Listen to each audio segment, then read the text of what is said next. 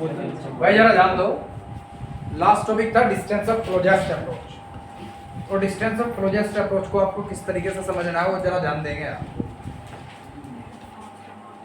ये न्यूक्लियस था,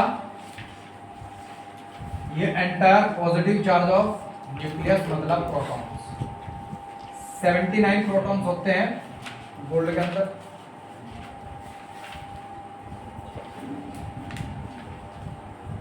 ये वो अल्फा पार्टिकल्स थे जिनके ऊपर रिपल्शन फोर्स या तो नहीं लगा, लगा है तो ना के बराबर लगा। ये वो अल्फा पार्टिकल्स थे जिन पर थोड़ा रिपल्शन फोर्स लगा और ये रिफ्लेक्ट हो गए। और ये वो अल्फा पार्टिकल था जो 8000 अल्फा पार्टिकल में सबसे बीच में था और ये अल्फा पार्टिकल वापस चला गया।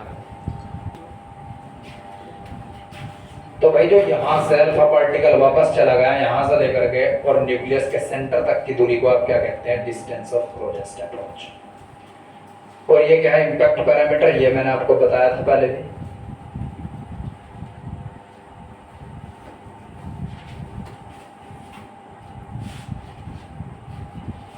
इस वीडियो का नाम मैं लिख दूंगा एटम न्यूक्लियाई 2, मतलब सेकंड वीडियो। और इसमें मेन होगा जो टॉपिक, वो टॉपिक होगा डिस्टेंस ऑफ क्लोजेस्ट अप्रोच। क्योंकि अलग से ये टॉपिक बहुत ज़्यादा इंपॉर्टेंट है। इतना ज़्यादा इंपॉर्टेंट है कि इस पर अलग से कंसेप्चुअल क्वेश्चन आने के पूरे चांस हैं, इसका सिर्फ फॉर्मूला आने के पूरे चांस हैं और इसके पोस्टुलेट किस सबने सीखा है, समझ रहे हैं? तो जरा ध्यान दें, डिस्टेंस ऑफ क्लोजेस्ट अप्रोच क्या है?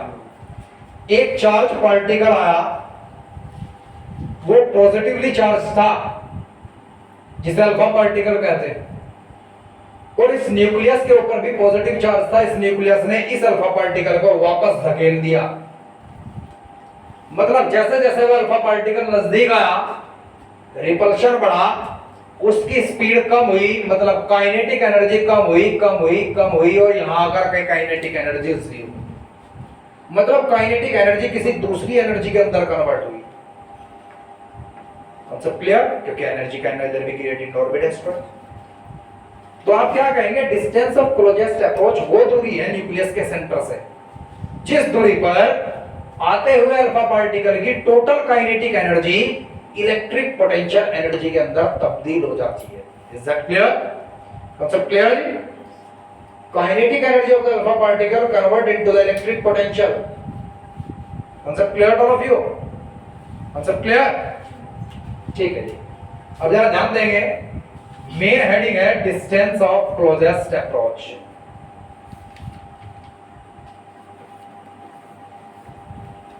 दरअसल मैं फैन बंद कर रहा भाई, फैन बंद करने की वजह है इन्वर्टर हो गया डाउन।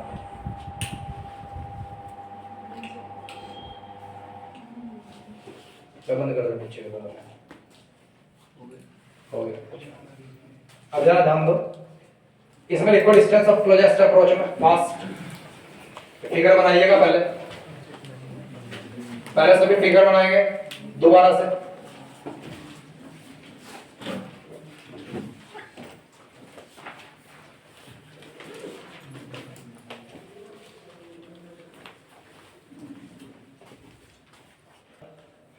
लिखो, it is the minimum distance of the alpha particle, it is the minimum distance of the alpha particle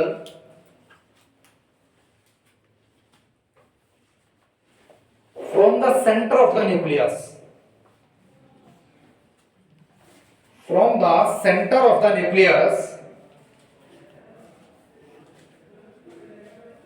from the center of the nucleus where the total kinetic energy of alpha particle, where the total kinetic energy of the alpha particle convert into the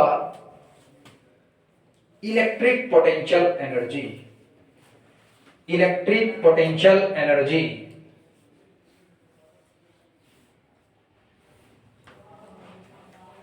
अब सभी बच्चों का ध्यान board पे हो। मैंने मान लिया let mass of the alpha particle is m, stop writing, और वेलोसिटी मान ली V, charge on alpha particle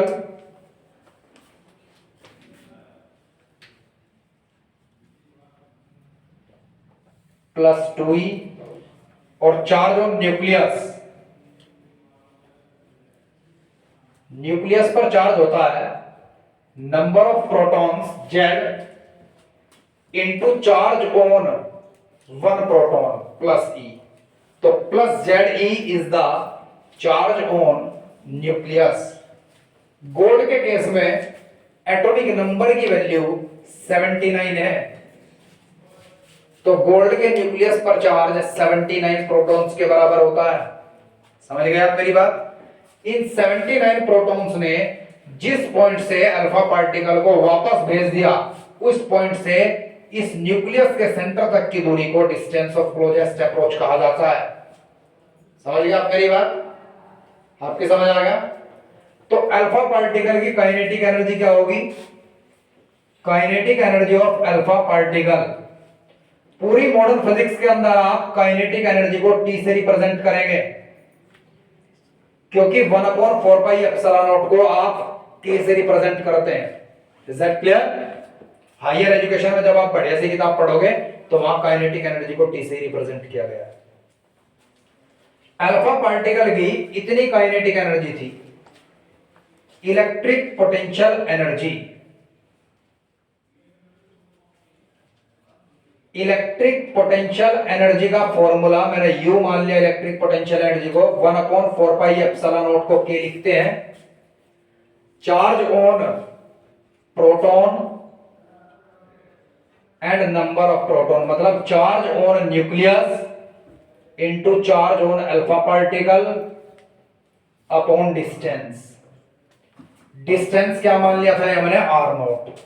तो इलेक्ट्रिक पोटेंशियल एनर्जी का फॉर्मूला होता है K 1/4 pi epsilon not Q1 into Q2 upon R। Q1 की वैल्यू किसकी है? Q1 is the charge on the nucleus and Q2 is the charge on the alpha particle. अब क्या कहा? At distance of closest approach,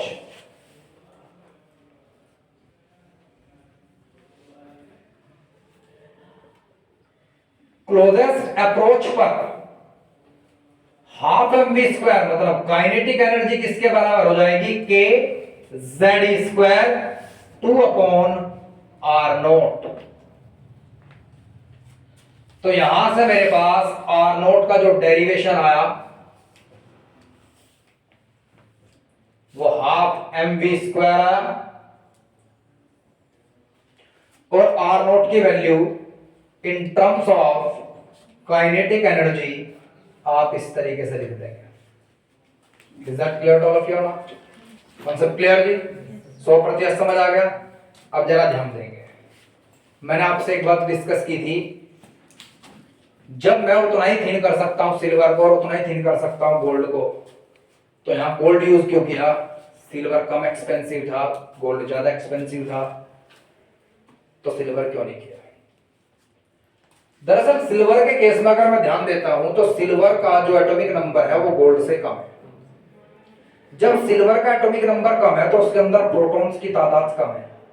जब protons कम है तो positive charge कम है। जब पॉजिटिव चार्ज कम है तो वो रिपल्शन अल्फा पार्टिकल के ऊपर कम लगाएगा। और जब ये अगर सिल्वर होता तो रिपल्शन कम लगाता और अल्फा पार्टिकल और भी नजदीक आ जाता। जब अल्फा पार्टिकल और भी नजदीक आ गया होता तो यह दूरी घट गई होती। अब वैसे ही यह दूरी माइक्रो स्केल से बहुत छोटी है, नैनो पिको स्केल से बहुत छोटी है, फर्मी लेवल तक की है, पिको लेवल तक की है। समझ गए आप मेरी बात? तो इतने छोटे लेवल पर अगर डिस्टेंस कम हो जाता है तो गलतियां एक्सपोनेंटली बढ़ती हैं। गलतियां तो नजदीकियां बढ़ने के कारण पिको स्केल पर जो गलतियां बढ़ती हैं उन्हें अवॉइड करने के लिए एक ऐसे मेटल की रिक्वायरमेंट थी जिसका न्यूक्लियस हैवी हो, ज्यादा प्रोटॉन्स हो, ताकि वह अल्फा पार्टिकल को रिपेल करके दूर से वापस भेज दे और डिस्टेंस ऑफ क्लोजेस्ट अप्रोच की एक पुख्ता सही रीडिंग निकाल सके। Is that clear to all of you? Concept clear? अब आप में से कुछ बच्चों के दिमाग में बात आई होगी कि सर यहाँ प्लेटिनम यूज क्यों नहीं किया? हायर एटॉमिक नंबर चाहिए था तो वो कर लो। अगर मैं यहां पर प्लेटिनम वगैरह यूज करता हूं, व्हाइट गोल्ड वगैरह यूज करता हूं, वो इतना ज्यादा सेंसिटिव मटेरियल है कि जब ये अल्फा पार्टिकल्स आए और शेल के अंदर जो इलेक्ट्रॉन्स थे उनसे टकराए, तो वो इलेक्ट्रॉन्स भी जिंक सल्फेट की शीट से टकराया होगा और उस इलेक्ट्रॉन ने भी जिंक सल्फेट शीट पर क्या कर दिया? छेद। अब ये समझ पाना मुश्किल था क्योंकि वो ज्यादा सेंसिटिव है, वो तो इलेक्ट्रॉन के छेद से भी खुल गया कि छेद अल्फा ने किया या इलेक्ट्रॉन ने किया। समझ गए मेरी बात? छेद तो हुआ लेकिन ये नहीं पता है किया किसने। तेरी समझ आया? लेकिन बेटे गोल्ड पर इलेक्ट्रॉन्स छेद नहीं कर पाए क्योंकि वो थोड़ा कम सेंसिटिव था। समझ आया? तेरे दुख दूर हो गया आज? ठीक है, यहां तक लिखो बच्चे। अब आपको इस टॉपिक को अच्छे से पढ़ने के लिए मेन फॉर्मूला आपको माइंड में सेट रखना है और कोई भी क्वेश्चन कहीं क्यों ना आ जाए आप उसे बहुत अच्छे से कर लो। देख जरा ध्यान से देख बेटा जी, क्या जरूरत थी कि अल्फा पार्टिकल टारगेट किया जाए? प्रोटॉन से भी तो कम चला सकते थे। सही बात है गलत? अब प्रोटॉन से कम चलाने के लिए क्या होता है? देख जरा ध्यान से देख।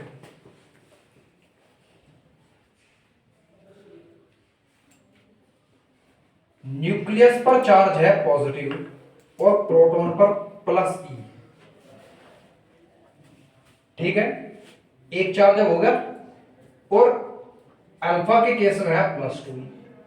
According to the Coulomb law of interaction यहां पर चार्ज है Z। बेटे इन दोनों का प्रोडक्ट तेरे पास कितना आया और इन दोनों का कितना आया? Just double. Just double. तो रिपल्शन फोर्स कम होता, रिपल्शन फोर्स कम होता तो ये जो प्रोटॉन होता है नजदीक तक पहुंच जाता और डिस्टेंस ऑफ क्लोजेस्ट अप्रोच कम होता और गलतियां एक्सपोनेंटली होती। Is that clear? 100% समझ आ गया? इतना लंबा चौड़ा लिखने की जरूरत नहीं, इस वीडियो को दोबारा से देख लीजिएगा जब पढ़ोगे और कंसेप्चुअल क्वेश्चन इस तरीके के आएंगे कि अगर हम अल्फा पार्टिकल को रिप्लेस कर दें प्रोटॉन से तो डिस्टेंस ऑफ क्लोजेस्ट अप्रोच पर या उस एक्सपेरिमेंट पर जो रदरफोर्ड एक्सपेरिमेंट था उस पर क्या प्रभाव पड़ेगा। तो आप लोग क्या कहेंगे? प्रोटॉन का चार्ज कम है, न्यूक्लियस और उस प्रोटॉन के बीच की इंटरेक्शन घट जाएगी, रिपल्शन घट जाएगी, रिपल्शन घटने से डिस्टेंस ऑफ क्लोजेस्ट अप्रोच घट जाएगा। वो घट जाएगा तो जब वो पिको स्केल की, वो फर्मी स्केल की जो रीडिंग होगी उनमें गलतियां एक्सपोनेंटली बढ़ जाएंगी तो हम एग्जैक्ट रीडिंग नहीं ले सकेंगे। Is that clear all of you? Concept clear हो गया? इसके बाद सेकंड केस मेरे पास यह आया, अगर मैं इंसिडेंट अल्फा पार्टिकल की काइनेटिक एनर्जी को बढ़ा देता हूं तब डिस्टेंस ऑफ क्लोजेस्ट अप्रोच पर क्या प्रभाव पड़ेगा? मींस ये क्वेश्चन आपको थोड़ा घुमा करके इस तरीके से पूछा जा सकता है, अगर हम एक ऐसा पोटेंशियल जनरेट करें जो पोटेंशियल उस एक्सपेरिमेंटल पोटेंशियल से जस्ट डबल था, जितना पोटेंशियल देकर के बिस्मिथ से अल्फा पार्टिकल्स को एक्सेलरेट किया गया था, मैं उससे डबल पोटेंशियल कर दूं और उससे एक्सेलरेट कर दूं, तब एक्सपेरिमेंट पर क्या प्रभाव पड़ेगा? आप कहेंगे ऐसा होने पर काइनेटिक एनर्जी बढ़ जाएगी और डिस्टेंस ऑफ क्लोजेस्ट अप्रोच घट जाएगा। Is that clear of you? सवाल आया, अगर मैं गोल्ड फॉइल को रिप्लेस कर दूं सिल्वर फॉइल से तब क्या प्रभाव पड़ेगा? आप कहेंगे अगर गोल्ड फॉइल को सिल्वर फॉइल से रिप्लेस किया जाता है तब जेड की वैल्यू घट जाती है और जेड की वैल्यू घट जाती है तो डिस्टेंस ऑफ क्लोजेस्ट अप्रोच घट जाता है और डिस्टेंस ऑफ क्लोजेस्ट अप्रोच घट जाता है तो उस पीक और फर्मी लेवल की स्केल रीडिंग पर गलतियां एक्सपोनेंटली बढ़ जाती है। Is that clear all of you? ये बता टॉपिक बढ़िया बेहतरीन समझ आ गया? नहीं रट्टाफिकेशन तो नहीं? एक डाउट क्लियर हो गया आरची? पक्का 100%?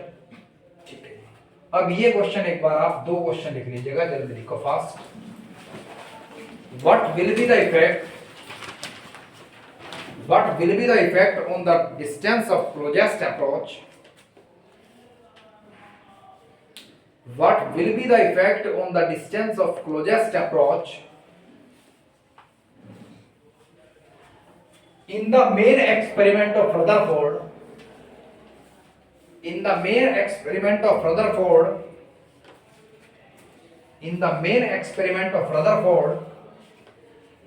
if alpha particle is replaced by, पहला पॉइंट लिखिएगा, पॉइंट वाइज लिखिएगा इस क्वेश्चन को. फर्स्ट पॉइंट में लिखिएगा if alpha particle is replaced by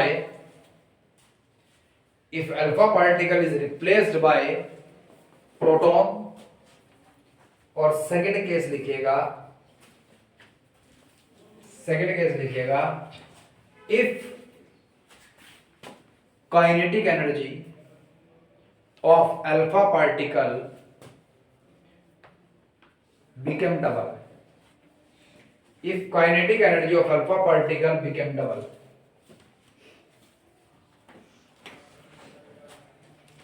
ठीक है जी.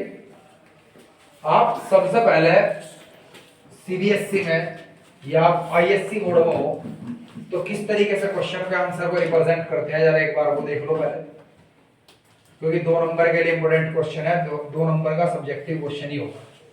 आप सबसे पहले लिख दोगे distance of closest approach,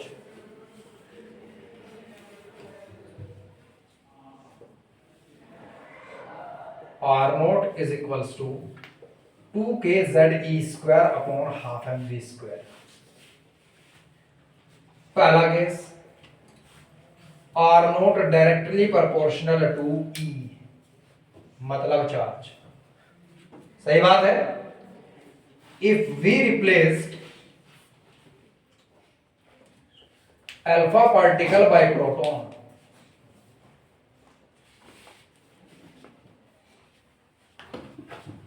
then charge decrease. So electrostatic repulsion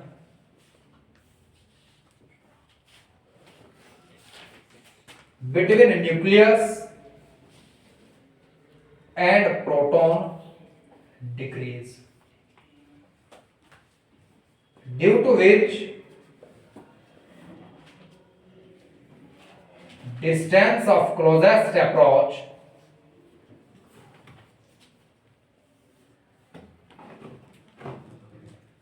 decrease and abbreviations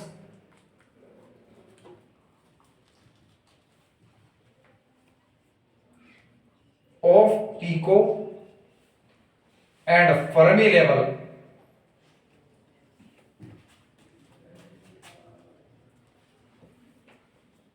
increases exponentially.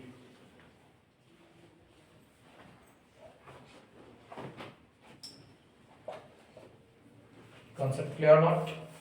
Not done fast.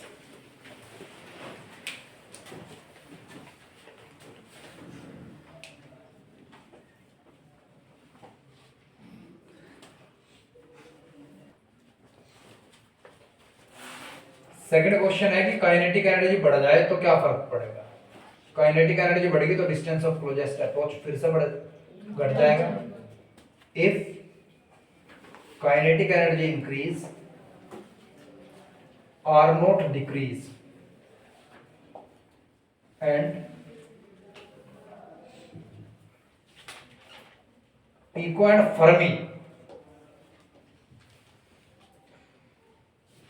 level abbreviations increases exponentially. एक काम करो, टॉपिक यहाँ तक करो, बाकी आगे कल कराऊंगा, गर्मी बहुत ज्यादा हो गई, तभी ठीक नहीं.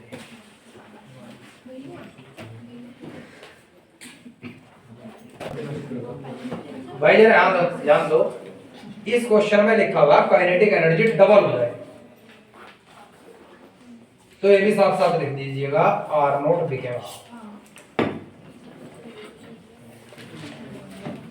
ठीक है, ये भी साथ साथ कंसेप्ट क्लियर होगा। अब यहां तक की प्रॉब्लम्स ले लो, बाकी इंपैक्ट पैरामीटर और रदरफोर्ड मॉडल के भी कुछ ड्रॉबैक्स थे। रदरफोर्ड ने क्या बात कही कि न्यूक्लियस एटम के सेंटर पर है और उसके चारों तरफ इलेक्ट्रॉन्स घूमते हैं सर्कुलर पाथ पर। उनसे पूछ लिया गया, जब एक इलेक्ट्रॉन सर्कुलर पाथ पर घूमता रहेगा न्यूक्लियस के चारों तरफ, तो एक एनर्जी भी तो रेडिएट करेगा वो। जब उसकी एनर्जी रेडिएट हो जाएगी, सारी की सारी एनर्जी बाहर निकल जाएगी, तो एक दिन वो न्यूक्लियस के अंदर ही गिर जाएगा। जब वो न्यूक्लियस के अंदर ही गिर जाएगा तो एटम की स्टेबिलिटी डिक्रीज, मतलब स्टेबिलिटी नहीं है उसके पास। तो आपसे अगर कोई पूछता है कि रदरफोर्ड के मॉडल का ड्रॉबैक क्या था, तो आप कहेंगे मेन ड्रॉबैक ये था कि this model could not explain the stability of an atom. Clear? वो ये नहीं बता पाए थे कि जब इलेक्ट्रॉन उसके चारों तरफ घूमता रहेगा तब electrostatic attraction between nucleus and electron centripetal force के बराबर हो जाएगी। Is that clear all of you? Concept clear? ये कर लिखा है।